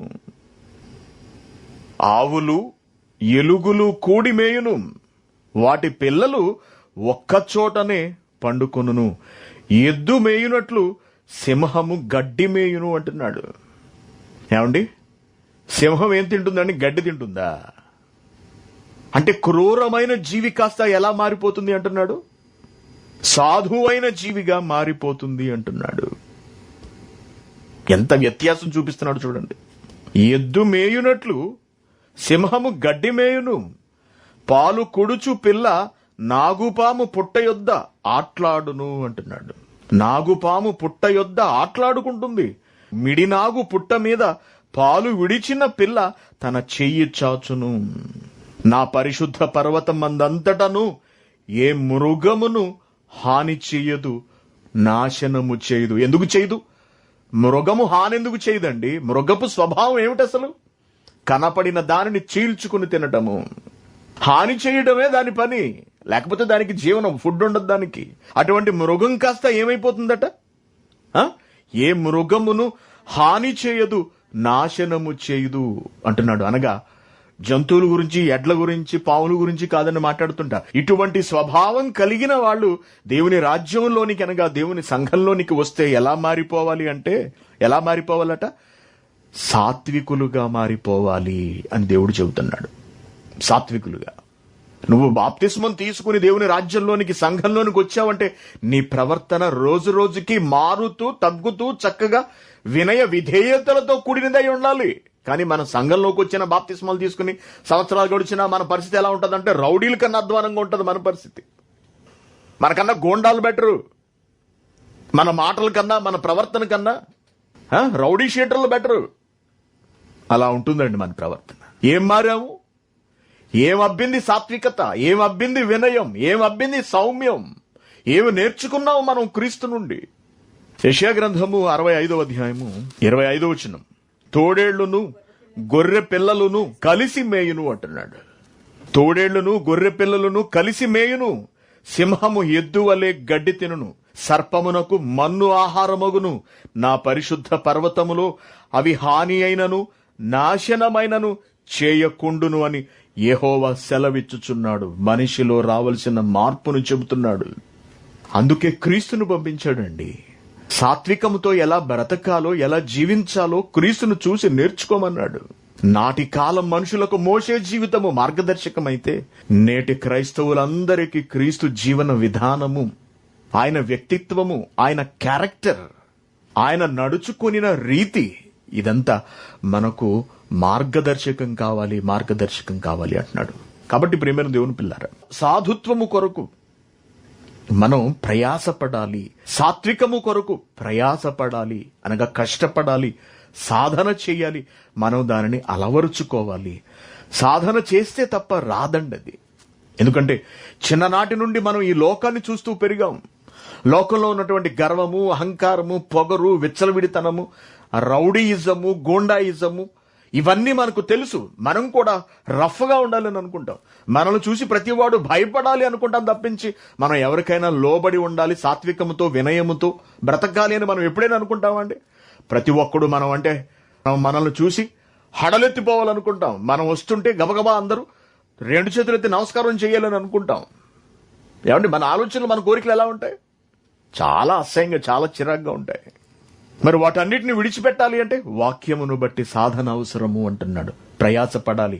ఇప్పుడు చదవండి, మీకు అర్థమవుతుంది. తిమోతికి రాసిన మొదటి పత్రిక 6వ అధ్యాయం 11వ వచనము, దైవజనుడా, నీవైతే వీటిని విసర్జించి నీతిని, భక్తిని, విశ్వాసమును, ప్రేమను, ఓర్పును, సాత్వికమును సంపాదించుకొనుటకు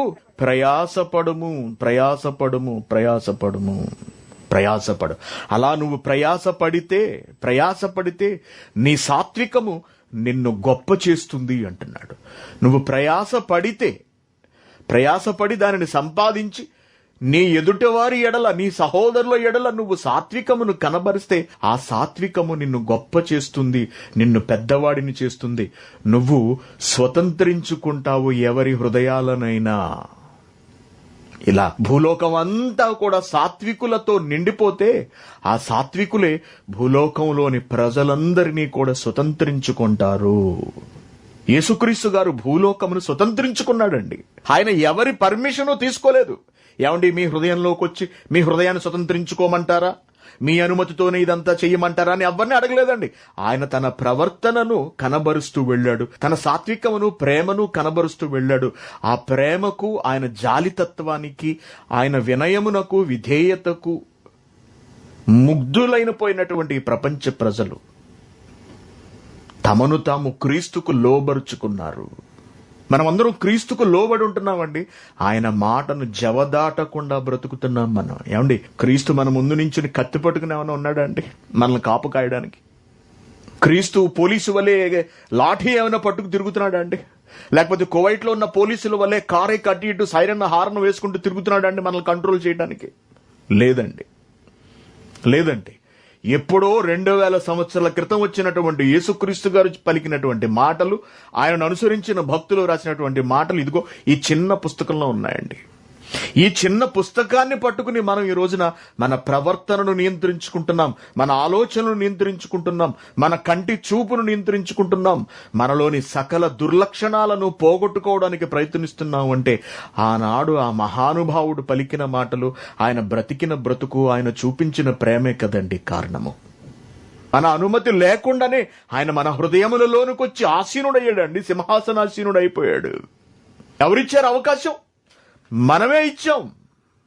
ఆయన ప్రవేశించారు, మన అనుమతి ఏమీ తీసుకోలేదు. ఆయన మాట మనకు వినపడింది ఎక్కడో, ఆ మాటను బట్టి మనం ఆకర్షితులయ్యాము. ఆయన వచ్చి మనలో ఆసీనులయ్యారు. ఎంత బాగుంది చూడండి. స్వతంత్రించుకోవడం అంటే ఇది, భూలోకమును స్వతంత్రించుకొందురు అంటే ఇది. ఇక్కడ ఏమంటున్నాడు? దావీదు వ్రాస్తున్నటువంటి ఒక గీతం అండి, దావీదు కీర్తన, సమూయేలు గ్రంథంలో 22వ అధ్యాయం 1వ వచనం.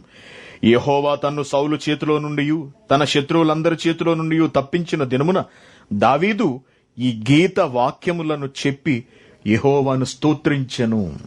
ఆ స్తోత్రములో ఏం చెబుతున్నాడు దావీదు గారు చూడండి, 36వ వచనము. నీవు నీ రక్షణ కేడమును నాకు అందించుదువు, నీ సాత్వికము నన్ను గొప్ప చేయును అంటున్నాడు. నీ సాత్వికము, దేవుడా నీ సాత్వికము.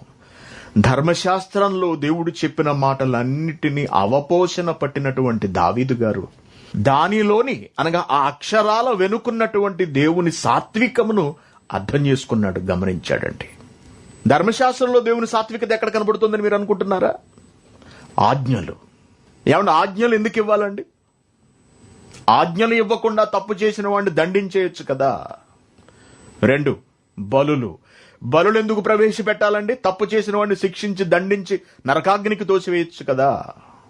లేదండి, ఎప్పటికప్పుడు సహనంతో, ఓర్పుతో, ప్రేమతో తన ప్రజలను కాపాడుకోవడానికే తండ్రి అయిన దేవుడు ప్రయత్నించాడు.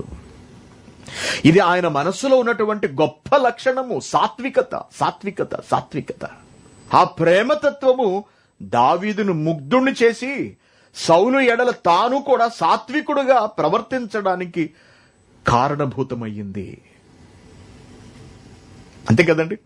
సౌలు అనేక సార్లు దావీదును చంపడానికి ప్రయత్నించినప్పుడు దావీదు ఏనాడు తిరగబడక కన్నీళ్లు విడిచుచూ అక్కడి నుండి తప్పించుకుని వెళ్లిపోయాడు తప్పించి తిరిగి సౌలును చంపేద్దాం అనుకోలేదు.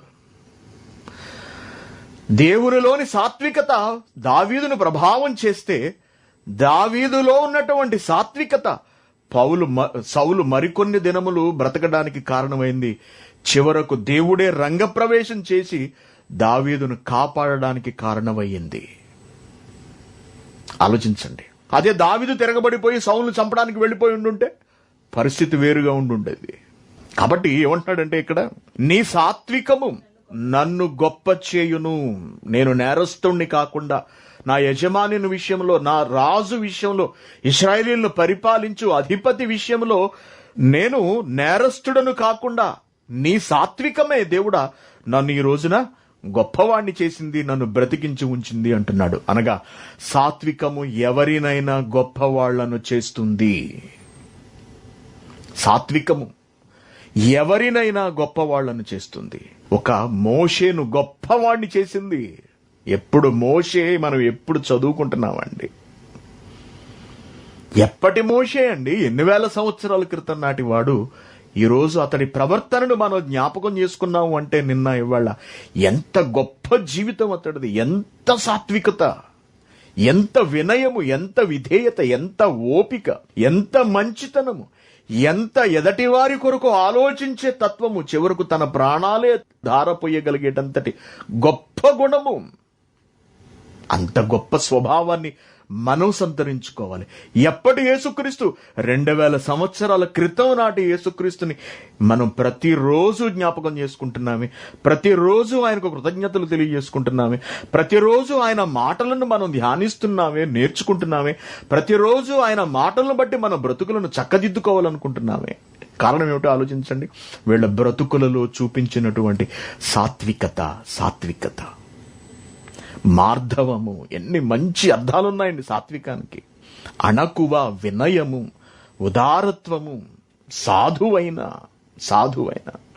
అనగా సాధుతనాన్ని మించినటువంటి ఒక గొప్ప లక్షణమే ఈ సాత్వికము అని మనం చెప్పుకోవచ్చు. కాబట్టి ప్రియమైన దేవుని పిల్లారా, సాత్వికతతో బ్రతికే వాళ్ళు ఎవరైనా సరే ఎదుటి వారి హృదయాలను దోచుకుంటారు, మనస్సు దోచుకుంటారు. అంటే ఈ లోక పరిభాషలో చెప్తున్నాను నేను. ఎదుటి వారి హృదయాలను జయిస్తారు.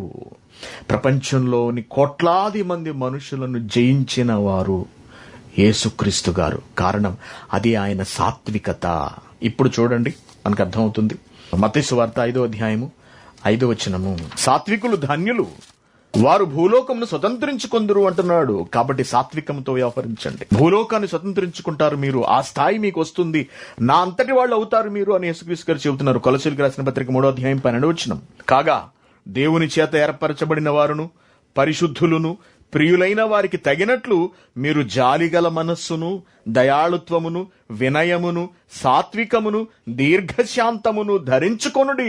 ఎంత చక్కటి మాట చెబుతున్నాడండి, ఎంత హితవు పలుకుతున్నాడండి దేవుడు. భక్తుల ద్వారా, క్రీస్తు ద్వారా, అపోస్తుల ద్వారా, ప్రవక్తల ద్వారా మనమందరము సాత్వికులమై ఉండాలని ఆశపడుతున్నాడు. ఏమంటున్నాడు? దేవుని చేత ఏర్పరచబడిన వారును పరిశుద్ధులను ప్రియులైన వారికి తగినట్లు, మనం ప్రియులైన వారికి తగినట్లు మీరు జాలిగల మనస్సును, కఠినత్వం ఉండకూడదండి మన హృదయాల్లో, జాలి ఉండాలి అంటున్నాడు. జాలిగల మనస్సును, దయాళుత్వమును, వినయమును, సాత్వికమును, దీర్ఘశాంతమును ధరించుకొనుడి. ఎవడైనను తనకు హాని చేసేనని ఒకడు అనుకొనిన ఎడల ఒకనినొకడు సహించుచు ఒకనినొకడు క్షమించుడి అంటున్నాడు. ఎంత మంచి మనసు అండి ఇది, ఎంత మంచి క్యారెక్టర్ అండి అసలు ఇది. ప్రభు మిమ్మును క్షమించులాగున, ప్రభు మిమ్మును క్షమించినలాగున మీరును క్షమించండి. మనం ఎంత పాపులమైన ప్రభు మనల్ని క్షమించాలనుకుంటాం కదండి. మనం ఎన్ని పాపాలు చేసినా అసలు దగ్గరకు కూడా రానివ్వటానికి వీలు లేనని అసహ్యమైన పాపాలను మనం జరిగించిన ప్రభు మనల్ని క్షమించాలనుకుంటాం. కానీ మనం మాత్రం ఎదుటివాడు చేసిన తప్పుని జీవితంలో క్షమించాం. నేను అది మొహం చూడనప్పటికీ. అందుకేమంటున్నాడు? సాత్వికముతో, దీర్ఘశాంతముతో ఒకనినొకడు సహించుడి అంటున్నాడు. కాబట్టి ప్రియమైన దేవుని పిల్లారా, మన మాట, మన ప్రవర్తన, మన నడవడిక అన్నీ కూడా సాత్వికముతో కూడినవై ఉండాలి అంటున్నాడు. పేతురు రాసిన మొదటి పత్రిక 3వ అధ్యాయం 15వ వచనం చూడండి. నిర్మలమైన మనస్సాక్షి కలిగిన వారై మీలో ఉన్న నిరీక్షణను గూర్చి మిమ్మును హేతువడుగు ప్రతివానికి సాత్వికముతోనూ భయముతోనూ సమాధానము చెప్పుటకు ఎల్లప్పుడూ సిద్ధంగా ఉండాలి. మన మాట ఎలా ఉండాలట? మనల్ని ఎవడైనా ప్రశ్నిస్తే మన సమాధానం ఎలా చెప్పాలట? మన ప్రవర్తన ఎలా ఉండాలట? మన నోటి మాట తీరు ఎలా ఉండాలట? ఏమండి చూడండి, నిర్మలమైన మనస్సాక్షి కలిగిన వారై మీలో ఉన్న నిరీక్షణను గూర్చి మిమ్మును హేతువడుగు ప్రతి వానికిని, ఎవడన్నా ప్రశ్న అడిగాడు అనుకోండి బైబిల్లోంచి, సాత్వికముతో సమాధానం చెప్పాలి అంటున్నాడు. దుర్భాషలాడకూడదు, ఆవేశపడకూడదు. తెలియనివాడు ప్రశ్నించినప్పుడు వాడికి సాత్వికముతో సమాధానం చెప్పడానికి, భయముతో సమాధానం చెప్పడానికి మనం ఎల్లప్పుడూ సిద్ధంగా ఉండాలి అని హితవు పలుకుతున్నాడు దేవుడు. అంటే మన మాట బాగుండాలని దేవుడు ఆశపడుతున్నాడండి. మన నడవడిక బాగుండాలని దేవుడు ఆశపడుతున్నాడండి. మన క్యారెక్టర్ బాగుండాలని దేవుడు కోరుకుంటున్నాడు. మనం అన్ని విషయాలలోనూ సంపూర్ణులమై ఉండాలి అని, క్రీస్తు వలె ఉండాలి అని దేవుడు ఆశిస్తున్నాడు. యాకోబు పత్రిక 3వ అధ్యాయము 13వ వచనం. మీలో జ్ఞాన వివేకములు గలవాడెవడు? జ్ఞానిని అనుకుంటున్నావా? వివేకం ఉందనుకుంటున్నావా? అయితే నీలో ఉండాల్సిన లక్షణాలు ఏమిటో తెలుసా? మీలో జ్ఞాన వివేకములు గలవాడెవడు? వాడు జ్ఞానముతో కూడిన సాత్వికము గలవాడై, జ్ఞానముతో కూడిన సాత్వికము గలవాడై తన యోగ్య ప్రవర్తనల వలన తన క్రియలను కనబరచవలెను. ఎంత బాగుంది చూడండి. జ్ఞాని అయినవాడు ఎలా ఉంటాడట? జ్ఞాని అయినవాడు సాత్వికుడై ఉంటాడు. సాత్వికుడు జ్ఞాని అవుతాడు. యేసుక్రీస్తు గారు సాత్వికులు, ప్రపంచ జ్ఞాని. ప్రపంచ జ్ఞాని. మనము కూడా జ్ఞానులము కావాలా? మొట్టమొదట సాత్వికులమై ఉండాలి. జ్ఞానులం అనిపించుకోవాలా? సాత్వికత మనలో ఉండాలి. వాడు జ్ఞానముతో కూడిన సాత్వికము గలవాడై తన యోగ్య ప్రవర్తన వలన, ప్రవర్తన బాగోవాలి, తన క్రియలను కనబరచవలెను. సాత్వికముతో నీ ప్రవర్తన, నీ క్రియలు ఉండాలి అంటున్నాడు. ఇటువంటి వారు భూలోకమును స్వతంత్రించుకుంటారు. వీళ్ళందరూ కూడా భూలోకమును స్వతంత్రించుకున్న వాళ్ళు. ఒక మదర్ తెరిసా క్రీస్తులోని ప్రేమతత్వాన్ని ఆకళింపు చేసుకున్నదండి. ఆమెకు అర్థమైనంత మేరలో పొరుగువానికి సహకరించడం అనగా అతడి ఆరోగ్య విషయాలలో సహాయం చేయటము, అతడి ఆరోగ్యాన్ని కాపాడటము తన మార్గంగా ఎంచుకుంది. బైబిల్లోని క్రీస్తు తత్వాన్ని ప్రపంచానికి ఆమె చెప్పకుండానే పరిచయం చేసింది. థెరిసాగా, మదర్ థెరిసాగా, మదర్గా పిలువబడింది. క్రీస్తు మాటలను పాటించింది. అలాగే ఒక మహాత్మా గాంధీ గారు, భారత జాతి పిత, ఆయన క్రీస్తు మాటలను అనుసరించారు, బైబిల్ను పాటించారు. అహింస, సత్యాగ్రహము, ఇటువంటి మాటలతో ఆయన ముందుకు వెళ్ళాడు. తనకు కావలసిన దానిని సాత్వికమైన పద్ధతులలో తెచ్చుకోవడానికి ప్రయత్నించి విజయం సాధించాడు. అది గొప్పతనం అంటే. కాబట్టి ప్రియమైన దేవుని పిల్లారా, సాత్వికమును సంపాదించుకోండి. గలతీయులకు రాసిన పత్రిక 5వ అధ్యాయము 22వ వచనం. ఒక గొప్ప ఆత్మ ఫలము. సాత్వికత ఒక గొప్ప ఆత్మ ఫలం అండి. చూడండి ఏం చెప్తున్నాడు ఇక్కడ. అయితే ఆత్మఫలమేమనగా ప్రేమ, సంతోషము, సమాధానము, దీర్ఘశాంతము, దయాళుత్వము, మంచితనము, విశ్వాసము, సాత్వికము. ఇదొక ఆత్మ ఫలము. నువ్వు సాత్వికుడవు కావని నీకు అనిపిస్తోందా? నీలో ఆత్మ పని చేయటం లేదని అర్థం. నువ్వు బాప్తిస్మం తీసుకున్నా నీలో మార్పు లేదా? నీ ప్రవర్తనలో, నీ మాటలో మార్పు లేదా? రౌడీల కన్నా అధ్వానంగా ప్రవర్తిస్తున్నావా? మాట్లాడుతున్నావా? లోబడట్లేదా? విరగబడిపోతున్నావా ఎక్కడికక్కడ? నీలో పరిశుద్ధాత్ముడు ఉండి కూడా నీ చేత పని చేయించని వానిగా ఆయనను నువ్వు ఉంచుతున్నావు. నీలో ఆత్మ ఫలము లేదు. ఆత్మ ఉన్నది గాని ఫలము లేదు నీలో. బాప్తిస్మం ద్వారా పరిశుద్ధాత్మ గారు నీలో ప్రవేశించారు గాని నీ నుండి ఫలములు రప్పించడానికి ఆయన ఇష్టపడట్లేదు. కారణం, నీలో మార్పు లేదు, వాక్యానుసారమైనటువంటి మార్పు లేదు. అందుకే ఫలములు ఉండవు. కాబట్టి సాత్వికము ఆత్మ ఫలము, ఆత్మ వలన మనలో నుండి ఉద్భవించేది. మనం సాత్వికులముగా బ్రతుకుతున్నాము అంటే ఆత్మ మనలో ఉండి జరిగిస్తున్నారు అని అర్థం. బాప్తిస్మం తీసుకున్నా సరే మనం సాత్వికులుగా ఉండక కఠినులుగానే, దుర్మార్గులుగానే వ్యవహరిస్తూ మూర్ఖులుగా మిగిలిపోతున్నాము అంటే ఆత్మ మన నుండి ఫలాలను రప్పించే అవకాశం మనం ఇవ్వట్లేదు, మనం వాక్యానుసారంగా జీవించట్లేదు అని అర్థం. కాబట్టి ప్రియమైన దేవుని పిల్లలారా, సాత్వికులుగా జీవిద్దాం, క్రీస్తు వలె జీవిద్దాం. అనేకుల హృదయాలను మనం గెలుచుకుందాం, స్వతంత్రించుకుందాం.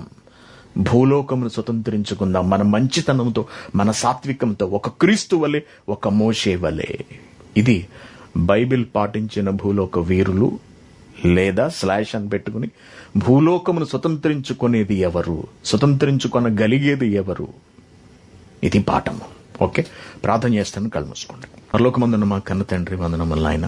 విలువైన మాటలను మాకు నేర్పించినందుకు మీ కృతజ్ఞతలు తండ్రి. మా ఆలోచనలు, మా చూపులు, మా మాట, మా ప్రవర్తన, మా నడవడిక అంతా కూడా మీ మాటలకు అనుగుణమై సాత్వికముతో కూడినదై ఉండాలి అని మీరు ఆశపడుతున్నారు తండ్రి. క్రైస్తవులమైన మేమే ఈ లక్షణాలను ధరించుకోలేక కఠినులుగా మిగిలిపోతున్నాము. మా మాట బాగోదు, మా ప్రవర్తన బాగోదు, మా నడవడిక బాగోదు. కారణం, మీరు రాయించిన గ్రంథాన్ని అధ్యయనం చేయక, మీరు రాయించిన భక్తుల చరిత్రను మేము పఠించక ఇలా తయారవుతున్నాం తండ్రి. మమ్మల్ని మన్నించండి, మమ్మల్ని క్షమించమని మిమ్మల్ని వేడుకుంటున్నాం. దేవా, మీ పిల్లలు సుదీర్ఘమైనటువంటి ఈ ప్రసంగాన్ని భక్తి శ్రద్ధలతో విన్నారు. మీ మనసును అర్థం చేసుకుంటున్నారు తండ్రి. మీ పిల్లలందరి మనస్సులను తెరవండి. విన్న వాక్యాన్ని విడిచిపెట్టి తమను తాము మోసగించుకోకుండా వాక్యానుసారంగా జీవించగలిగే, మీకు నచ్చినట్టుగా సాత్వికమైన ప్రవర్తనను కనబరచగలిగే భాగ్యమును మీ బిడ్డలందరికీ ప్రసాదించండి తండ్రి. ఆన్లైన్లో ఉన్న మీ బిడ్డలందరినీ జ్ఞాపకం చేసుకోండి. వారి ఆరోగ్యములను పరిరక్షించండి తండ్రి. ఎంతో మంది ప్రార్థించమని అడుగుతున్నారు ఎన్నో దేశంల నుండి నాయన. వారందరి కొరకు ప్రార్థిస్తున్నాము. మీ బిడ్డలకు తగిన సహాయమును, చేయూతను, ఆదరణను అందించమని వేడుకుంటున్నాము నాయన. అలాగే క్రైస్ట్ చర్చ్ కువైట్ను జ్ఞాపకం చేసుకోండి. సంఘంలోని మీ బిడ్డలందరినీ నాయన మీ రెక్కల చాటున భద్రపరచండి తండ్రి. అనారోగ్యములతో అనేకులు ఇబ్బంది పడుతూ ఉండగా, అలాగే కువైట్ ఇళ్లలో పనిచేస్తూ, ఆసుపత్రుల్లో పనిచేస్తూ, జీవనోపాధి నిమిత్తము బయటకు వెళ్లి పనులు చేసుకుంటూ, అనేక సమస్యలలో ఉన్నటువంటి, భయములలో ఉన్నటువంటి మీ బిడ్డలమైన మమ్మల్ని అందరినీ మీ రెక్కల చాటున కాపాడమని తండ్రి. అకారణంగా మమ్మను తెగులుకు అప్పగించవద్దని మిమ్మల్ని వేడుకుంటున్నాము దేవా.